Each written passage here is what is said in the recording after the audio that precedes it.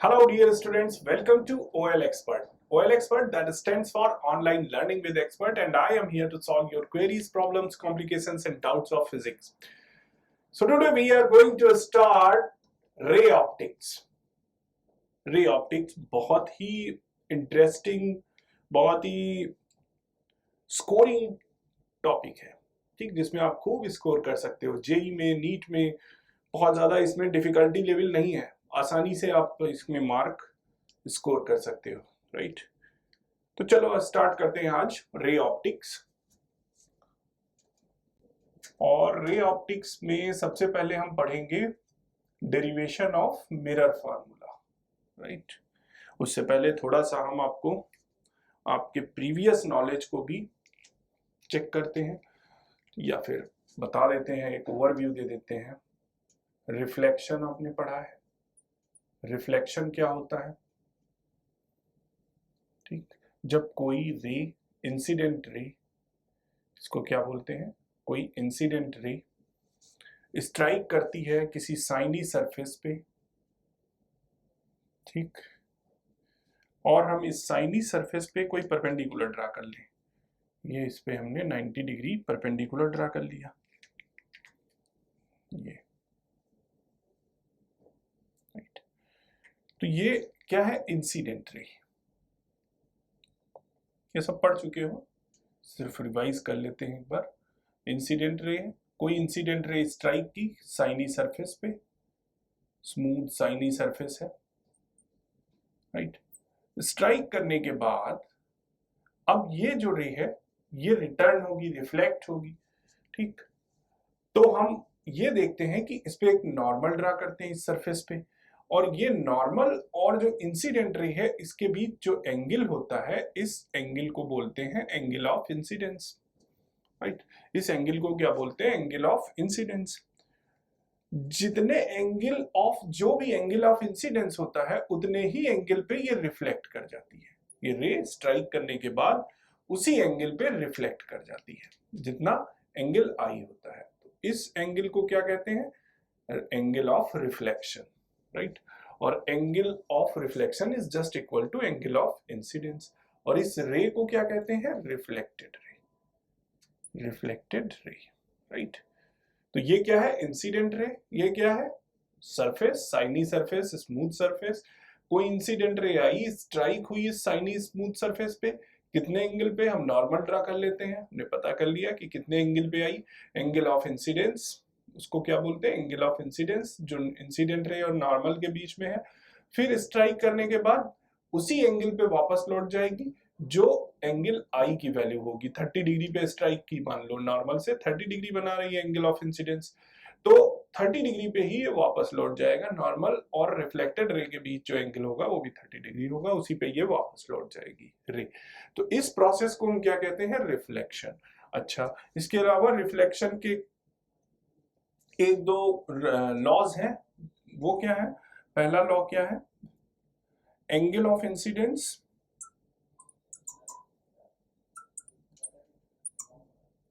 is always equal to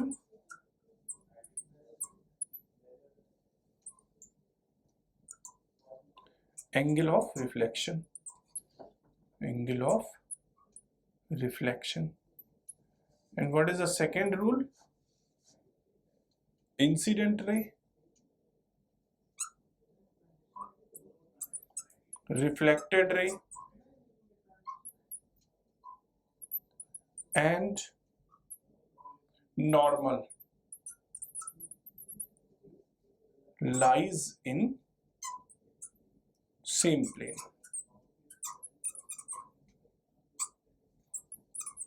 same plane का मतलब एक ही प्लेन में, जैसे ये इंसिडेंट रे है, मान लो ये इंसिडेंट रे है, ठीक, ये नॉर्मल है और ये रिफ्लेक्टेड रे है, इस तरह से, ठीक। तो तीनों का ही एक ही प्लेन है।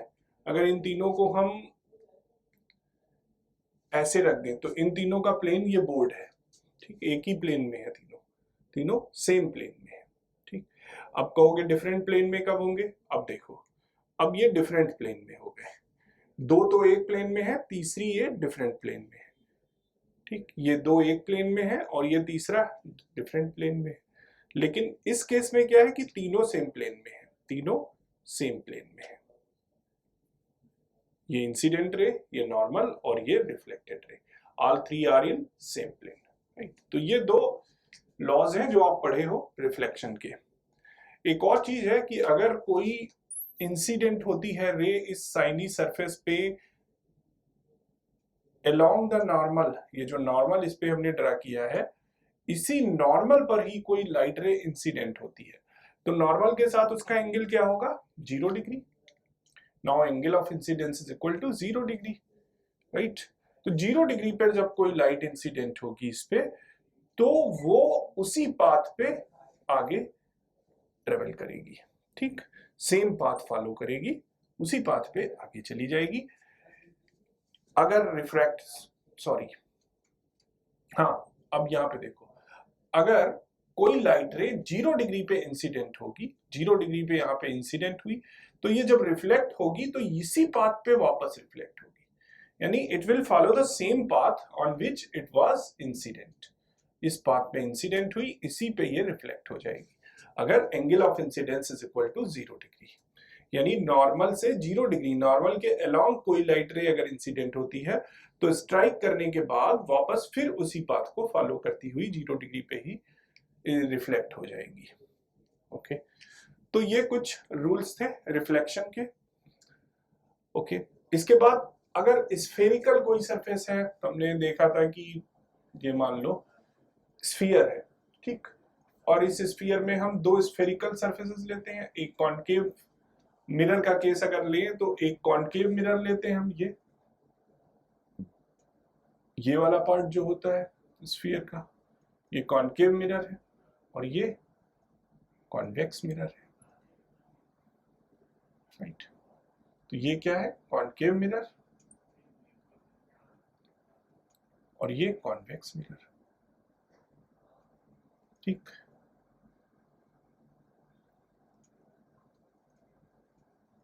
अब अगर कोई लाइट रे मान लो कॉन्वेक्स मिरर पे या कॉन्केव मिरर पे इंसिडेंट हुई, ये तो प्लेन सरफेस की बात हमने की, अब स्फेरिकल सरफेस की भी बात कर लें, ठीक। तो अगर कोई लाइट रे इस पे इंसिडेंट हुई, यहाँ पे जाके टकराई, ठीक, ये इंसिडेंट हुई, यहाँ टकराई, तो अब इस पे हमको एक नॉर्मल ड्रा करना है, तभी तो हम पता करेंगे कि एंगल ऑफ इंसिडेंस कितना है। तो नॉर्मल कैसे ड्रा करते हैं, अब इसका सेंटर कहां पे है, देखो सेंटर ये है, ठीक, ये इधर वाला हिस्सा है ये, ठीक, तो ये सेंटर इसका कहां पे होगा, ये सेंटर। जो नॉर्मल ड्रा करते हैं वो सेंटर से होके जाना चाहिए, यानी ये नॉर्मल, ये क्या होगा, normal should pass through the centre, centre से होके पास होना चाहिए। तो एंगल ऑफ इंसिडेंस क्या हो गया इन दोनों के बीच, ये आई, नॉर्मल और इंसिडेंट रे के बीच का एंगल, नॉर्मल और इंसिडेंट रे के बीच का एंगल, एंगल ऑफ इंसिडेंस आई हो गया। तो अब टकराने के बाद ये इसी एंगल पे, इतने ही एंगल पे वापस रिफ्लेक्ट हो जाएगी, ये एंगल ऑफ रिफ्लेक्शन हो गया, which will be equal to angle of incidence. इसको हम एक्सटेंड करेंगे तो यहाँ कहीं इमेज मिलेगी, वो आगे देखेंगे, ठीक। तो जो हमें समझाना था आपको वो ये कि अगर स्फेरिकल सरफेस है, कोई स्फेरिकल सरफेस है और उस पे अगर कोई लाइट रे इंसिडेंट होती है, इस पे अगर कोई लाइट रे इंसिडेंट होती है, तो इंसिडेंट होने के बाद जब रिफ्लेक्शन हम देखेंगे कि कहाँ हुआ, रिफ्लेक्ट होके कहाँ जाएगी, तो नॉर्मल ड्रा करना पड़ेगा, उसके लिए हमें एंगल ऑफ इंसिडेंस पता होना चाहिए। तो नॉर्मल ड्रा करने के लिए हम हमेशा जो नॉर्मल ड्रा करेंगे वो सेंटर से होके जाना चाहिए। अब इस पे अगर हमें नॉर्मल ड्रा करना है तो नॉर्मल ये it should be pass through the centre, centre से ये नॉर्मल हो जाएगा, ये नॉर्मल हो जाएगा। तो ये बात याद रखना आगे, ठीक। अब ये सारी चीजें हालांकि आप पढ़ चुके हो क्लास 10 में, जस्ट रिवीजन था। अब यूज करते हैं हम, वापस आते हैं क्लास 12 में और देखते हैं मिरर फार्मूला। तो पहले हम देखेंगे mirror formula with the help of concave mirror, right. फिर उसके बाद देखेंगे mirror formula with the help of convex mirror अगले सेशन में।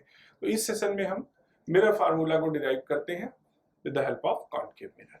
Let's see what is mirror formula. Mirror formula for concave mirror.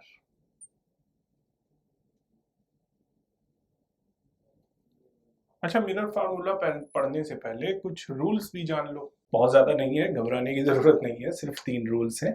पहला रूल क्या है कि जितने भी मेजरमेंट्स लेंगे, all measurements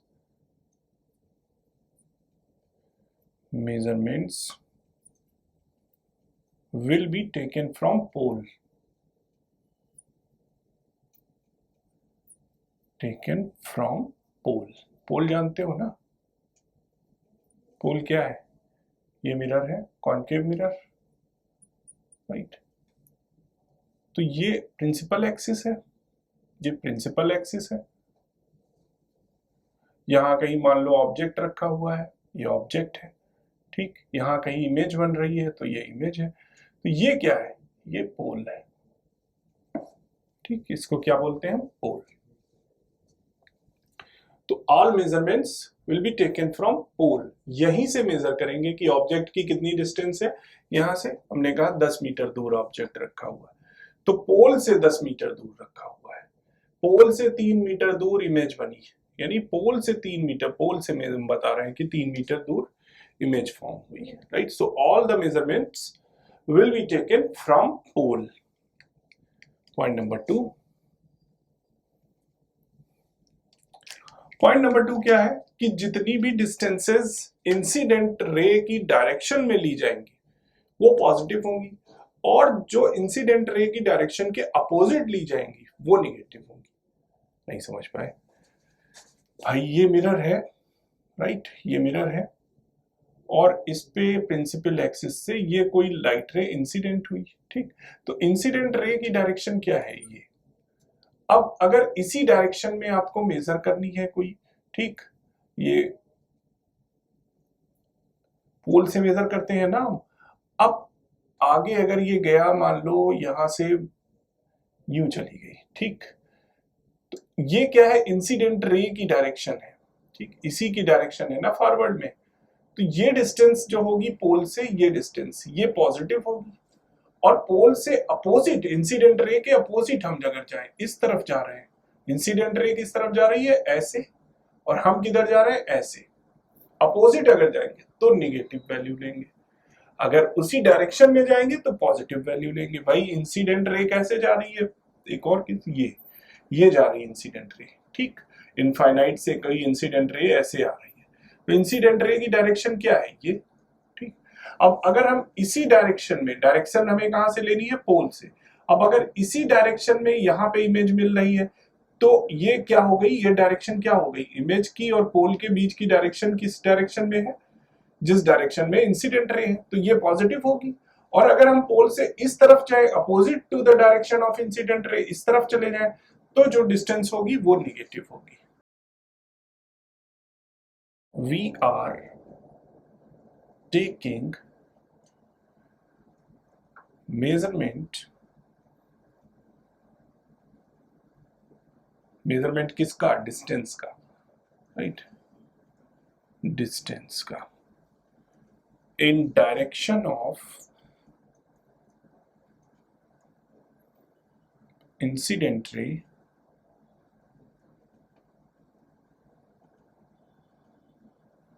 then it will be considered positive।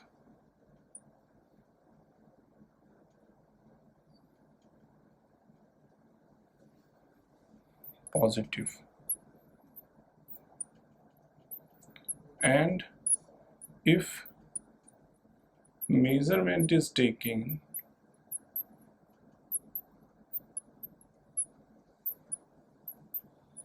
opposite to the direction of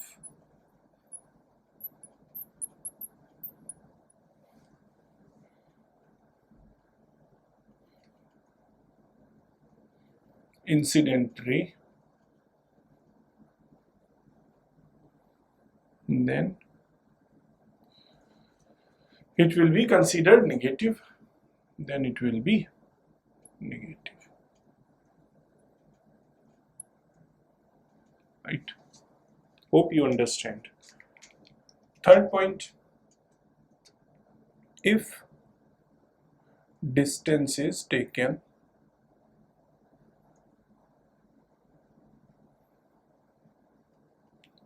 above the principal axis,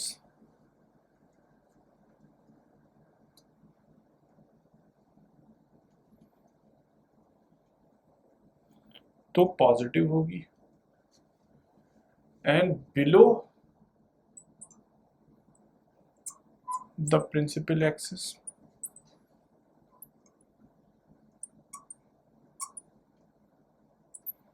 तो negative होगी। जैसे ये प्रिंसिपल एक्सिस है, अगर हम अबव ले रहे हैं प्रिंसिपल एक्सिस से, ये प्रिंसिपल एक्सिस है, ये डायरेक्शन अगर ऊपर है तो ये पॉजिटिव होगी, अगर नीचे है तो ये नेगेटिव।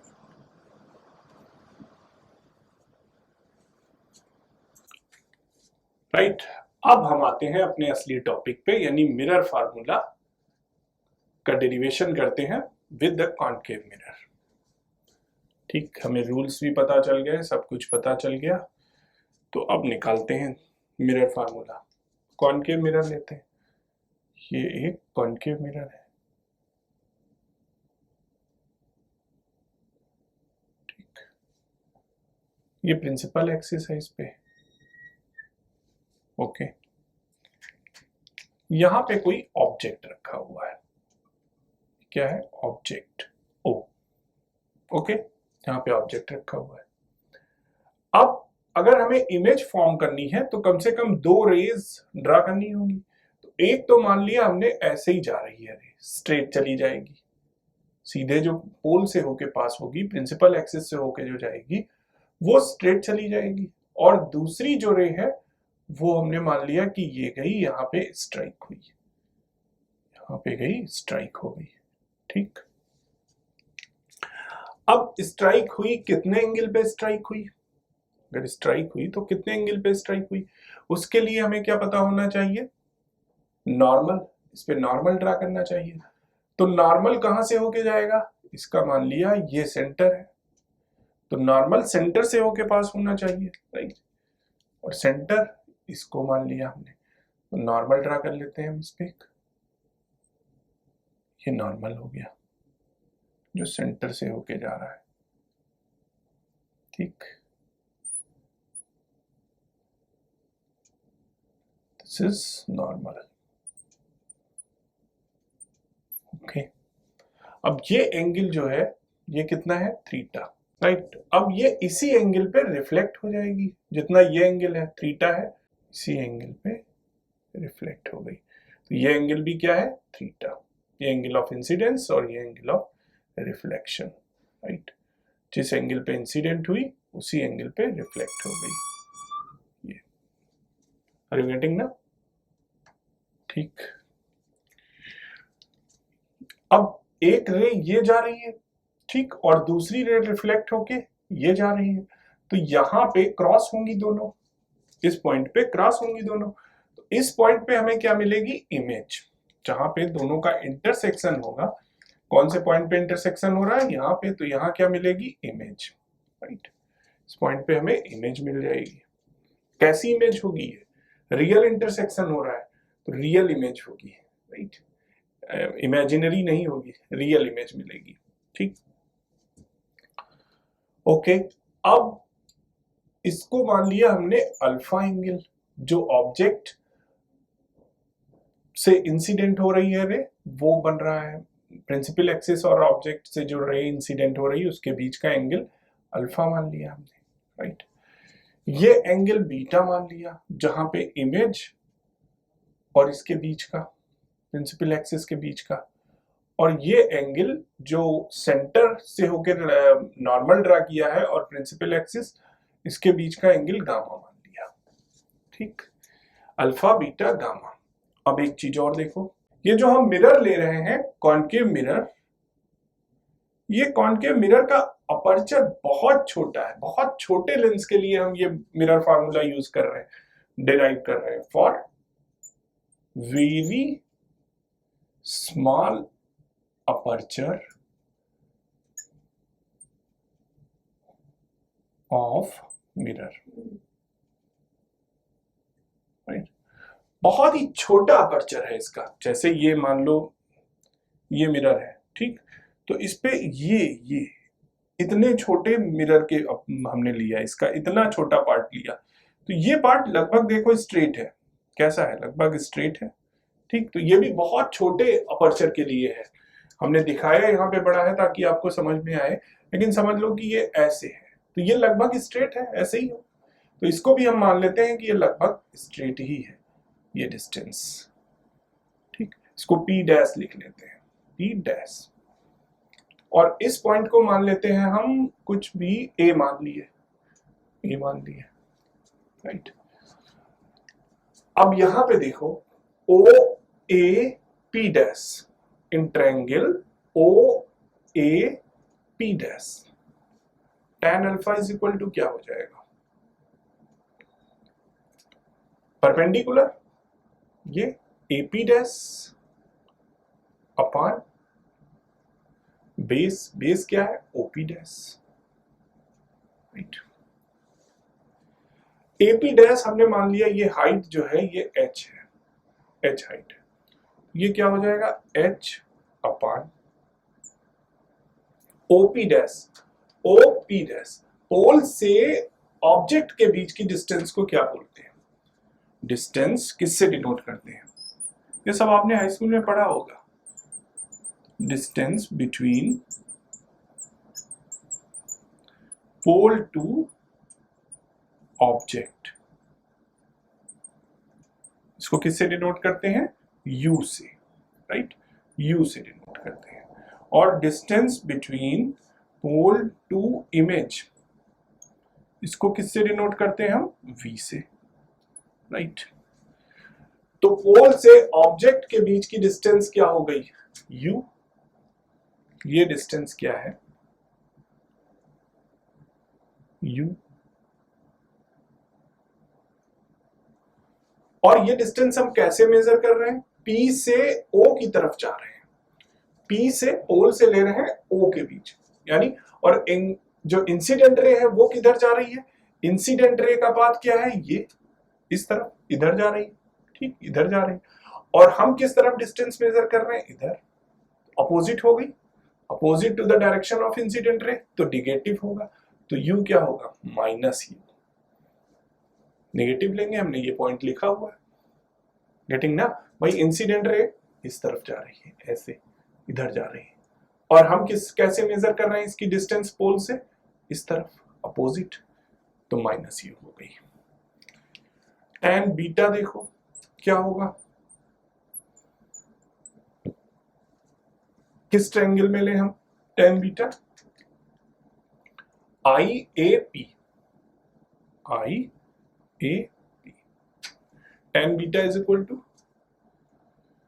IAP डैश कर देते हैं, P और P डैश लगभग हमने मान लिया बराबर ही है, बहुत छोटी डिस्टेंस है P और P डैश के बीच में, जैसे ये P डैश है और ये P है, ये P है, तो बहुत छोटी सी डिस्टेंस है, लगभग बराबर मान लिया। यहाँ पे दिखा रहे हैं आपको हम इतना बीच में गैप, पर वो गैप वैप नहीं होगा क्योंकि इसका अपर्चर बहुत ही छोटा है, इसका मिरर का अपर्चर बहुत छोटा है, तो लगभग स्ट्रेट लाइन होगी, ठीक। तो tan beta is equal to क्या हो जाएगा, AP dash upon IP dash, AP dash upon IP dash, right, H upon, अब ये इमेज से पोल से इमेज के बीच की डिस्टेंस को क्या बोलते हैं, distance between pole to image V, और ये भी किधर हम मेजर कर रहे हैं, अपोजिट, यानी ये डिस्टेंस भी क्या होगी, ये भी निगेटिव होगी, माइनस V। इसी तरह से tan गामा, ये किस में ले रहे हैं हम tan gamma, CAP dash in triangle CAP dash, right. tan gamma is equal to क्या हो जाएगा, AP dash upon CP dash. अब CP डैश क्या है, try to understand. CP dash क्या है, ये स्फीयर है जिससे हमने मिरर बनाया है, ठीक, ये इसका सेंटर है, ये वाला पार्ट हमने लिया, ठीक, यहाँ पे पोल है मान लिया, ये लाइन खींच दी, तो ये क्या है, ये रेडियस है ना, रेडियस C से P के बीच की डिस्टेंस क्या है, रेडियस R, तो ये क्या हो जाएगी, P डैश से C के बीच की distance R, H upon R, और R भी किस तरफ ले रहे हैं, पोल से इस तरफ जाके, तो माइनस R। तो ये tan अल्फा, tan बीटा और tan गामा की वैल्यू हमें मिल गई। ओके, अब हम देखते हैं एंगल गामा क्या है। अगर हमें निकालना हो एंगल गामा, तो गामा को क्या लिखेंगे, gamma is equal to exterior angle, ये देखो इसमें देखो OAC में, इंट्रायंगल OAC, राइट, OAC देखो जरा, ये है, ये O है, ये A है, ये C है, OAC, ये भी ऐसे रख लो, ठीक, ऐसे ही रख लो, ये C है, ठीक है। OAC में OAC, ये क्या है, अल्फा, राइट, ये क्या है, थीटा, और ये क्या है एंगल, ये एंगल क्या है, गामा। तो ये कौन सा है, एक्सटीरियर एंगल। एक्सटीरियर एंगल किसके बराबर होता है, सम ऑफ इंटीरियर एंगल्स जो अपोजिट हो। Exterior angle is equal to sum of opposite interior angles, है ना, पढ़ा होगा आपने मैथ्स में। Exterior angle is equal to sum of opposite interior angles, किसके अपोजिट, इसके अपोजिट जो होंगे, अपोजिट इंटीरियर एंगल्स। तो यहां पे क्या हो जाएगा, gamma is equal to alpha plus theta, alpha plus theta, right, gamma is equal to alpha plus theta. इसी तरह से बीटा क्या हो जाएगा, बीटा देखो, बीटा क्या हो जाएगा किसमें, IAP डैश में, बीटा इज इक्वल टू, या इसमें ले लें CAP डैश में, CAP डैश में, देखो बीटा कितना निकालेंगे हम, यहाँ पे निकाल लें, C हो गया ये, ठीक, A और P डैश तो लगभग स्ट्रेट है, ठीक, ये बीटा है, ठीक, ACP डैश, ये I, या फिर मान लें इसको ये I है, ठीक। अब CAI में देखो, CAI में ये बीटा है, यहाँ पे P डैश है, ठीक, और ये क्या है, गामा, और ये थीटा, राइट। तो बीटा क्या है, एक्सटीरियर एंगल, तो बीटा किसके बराबर हो जाएगा, सम ऑफ अपोजिट एंगल्स जो इंटीरियर एंगल्स है, gamma plus theta, gamma plus theta, right, beta is equal to gamma plus theta. अगर हमें थीटा को डिलीट करना हो तो हम माइनस कर देते हैं, ये माइनस हो गया, ये माइनस हो गया, ये माइनस, तो ये क्या हो जाएगा, cancel out, theta theta will be cancel out, ये कैंसिल आउट हो जाएगा। यहाँ क्या बचेगा, gamma minus beta is equal to alpha minus gamma, gamma minus beta is equal to alpha minus gamma.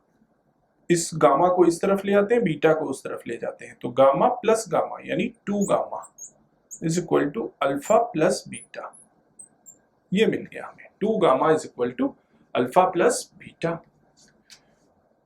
Right, ये इक्वेशन मिल गई। अब यहां पे देखो, ये बहुत ही, हमने कहा कि बहुत ही छोटा अपर्चर लिया है, ये हमने जो इसका अपर्चर लिया है वो बहुत छोटा लिया है, तो जो एंगल्स हैं, tan अल्फा है, tan बीटा है, tan गामा है, ये बहुत छोटे छोटे एंगल होंगे, बहुत छोटे छोटे एंगल। ठीक, तो जो बहुत छोटे एंगल होंगे तो tan अल्फा लगभग अल्फा के बराबर होगा। ठीक, tan बीटा लगभग बीटा के बराबर होगा, tan गामा लगभग गामा के बराबर होगा। तो for very small angles, for very small angles, tan alpha is equal to alpha, tan beta is approximate equal to beta, and tan gamma is लगभग equal to gamma is approximate equal to gamma, right? Tan alpha is approximate equal to alpha, tan beta is approximate equal to beta, and tan gamma is approximate equal to gamma. Okay, तो alpha beta gamma, यहां पे alpha क्या हो जाएगा, h upon minus u, alpha is equal to h upon minus u, beta is equal to h upon minus v, and gamma is equal to h upon r minus r। ये value put कर देते हैं हम इसमें, इस equation में। तो 2 gamma 2 into h upon minus r, h upon minus r is equal to alpha की वैल्यू क्या है, h upon minus u, plus beta की वैल्यू क्या है, h अपान माइनस v।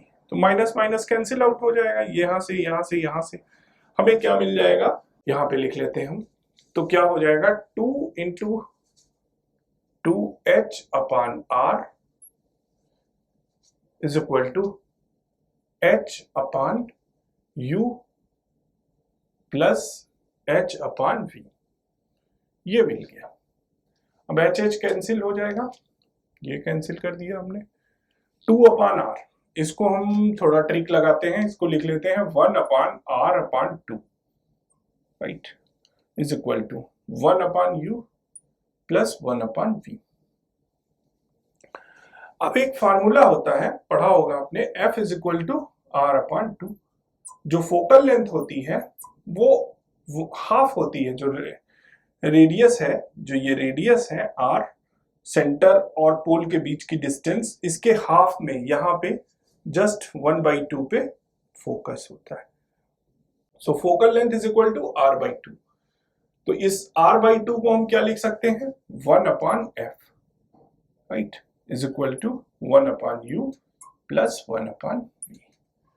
ये क्या है, मिरर फार्मूला, ठीक, with the help of concave mirror. So this is the derivation of mirror formula with the help of concave mirror. Hope आपको अच्छी तरह से समझ में आ गया होगा। सिंपल सा था, हमने एक कॉनकेव मिरर लिया, ठीक, कॉनकेव मिरर पे अब हमें एक लाइट रे हमने इंसिडेंट कराई, ठीक, और इमेज फॉर्म करने के लिए कम से कम 2 रेज चाहिए। तो एक लाइट रे हमने प्रिंसिपल एक्सिस के पैरेलल, यानी प्रिंसिपल एक्सिस के अलोंग हमने मान ली, और दूसरी ये इंसिडेंट कराई, ठीक। नॉर्मल ड्रा किया इस पे ताकि हमें पता चल सके angle of incidence. Normal draw करने के बाद हमें ये थीटा एंगल ऑफ इंसिडेंस पता चल गया। अब रिफ्लेक्ट करेगी, ये रिफ्लेक्ट हो उतने ही एंगल पे करेगी जितना एंगल ऑफ इंसिडेंस है, यानी angle of incidence is equal to angle of reflection. तो ये रिफ्लेक्ट की, रिफ्लेक्ट करने के बाद जहां पर इंटरसेक्शन हुआ दोनों रेज का, एक तो ये रे जा रही थी प्रिंसिपल एक्सिस के अलोंग, और ये एक रिफ्लेक्टेड रे जो आई, यहाँ पे दोनों रेज मिली, यहाँ पे हमें क्या मिलेगी, इमेज, राइट। ये क्या है, सेंटर। अब ये तीनों एंगल हमने निकाल लिए, tan alpha, tan beta, tan gamma, इनकी वैल्यूज निकाल ली। बहुत छोटे छोटे एंगल हैं और ये बहुत छोटा अपर्चर है इसका, इसलिए p को लगभग p डैश मान लिया हमने। उसी से हमें पता चल गया कि ये h हाइट है इसकी, ठीक, और उसी के आधार पे हमने tan अल्फा बीटा गामा निकाल लिया। फिर इसके बाद हमने क्या किया, इसके बाद हमने अल्फा बीटा और गामा की वैल्यू निकाली। कैसे निकाली, गामा है एक्सटीरियर एंगल, इंटीरियर एंगल क्या है, अल्फा प्लस थीटा। इसी तरह बीटा है एक्सटीरियर एंगल, इंटीरियर एंगल क्या है, थीटा प्लस गामा। थीटा को हमने यहाँ पे कैंसिल आउट किया, एक इक्वेशन मिल गई। इस इक्वेशन में हमने वैल्यूज रख दी। अब tan अल्फा बहुत छोटा है इसलिए लगभग अल्फा के बराबर होगा, इसी तरह से बीटा और गामा भी। tan बीटा और tan गामा भी बीटा और गामा के बराबर होंगे। तो यहां से हमें अल्फा बीटा गामा की वैल्यू मिल गई, वो यहाँ पे हमने पुट कर दिया इस इक्वेशन में, और हमें फाइनली मिरर का फार्मूला मिल गया 1/f = 1/u + 1/v। Okay, so that's all for today's session. Next session में हम पढ़ेंगे कि कॉन्वेक्स मिरर के लिए मिरर फार्मूला का डेरिवेशन कैसे करते हैं। So till then enjoy your life, have a great time, thank you.